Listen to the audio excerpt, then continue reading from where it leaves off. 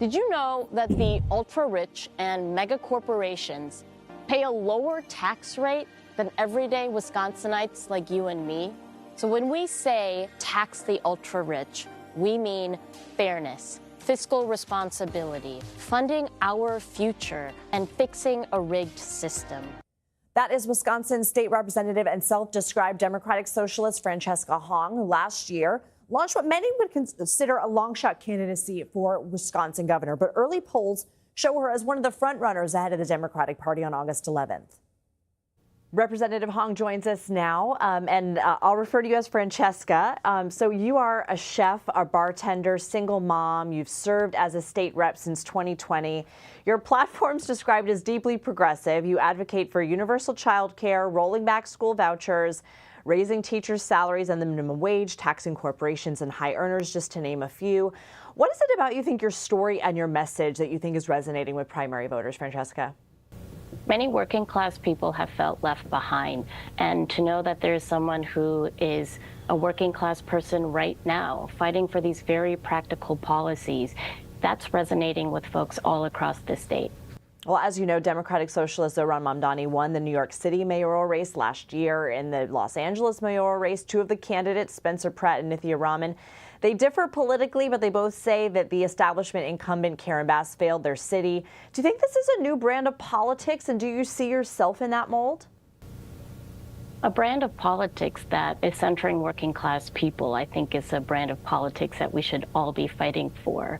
And as the state representative for a very progressive district, I've carried my message to rural, urban, and suburban areas, and it's resonating. I think that this is what folks demand and deserve from their government. Some establishment Democrats worry the elevation of such candidates could bite them in the general. What do you say to that? I think it's more dangerous to underestimate our voters, to appear out of touch. There is a lot of frustration with the establishment and the status quo. To not fight for transformative change, I think, would be irresponsible. The Milwaukee Journal-Sentinel reported that Capital One sued you for nearly $30,000 in credit card debt last month. A spokesperson for your campaign told the publication it's paid. What's your response to someone who questions whether you can manage the state budget? I wish we lived in a society that would see the fact that so many people across this country have credit card debt, as well as, instead of having a honest personal financial mistakes, be a reflection of what the budget process would be for a governor like me. I think it's important that folks see themselves in their leadership and know that I'm one of them fighting for them. So in that vein, we've seen Maine Democratic Senate candidate Graham Plattner embroiled in controversy, yet he's likely to become the nominee. Do you think in 2026 voters are thinking more about policy over the person? I mean, we just interviewed Bernie Sanders, and he said, when I think you look at politics in general, there are no saints in the U.S. Senate. He says we need allies in the Senate who have the guts to take on big money. Is that something that you agree with? The policy matters more than the person? The policy matters more than the person because the people deserve a government that delivers for them with policies that will improve the material conditions of their lives.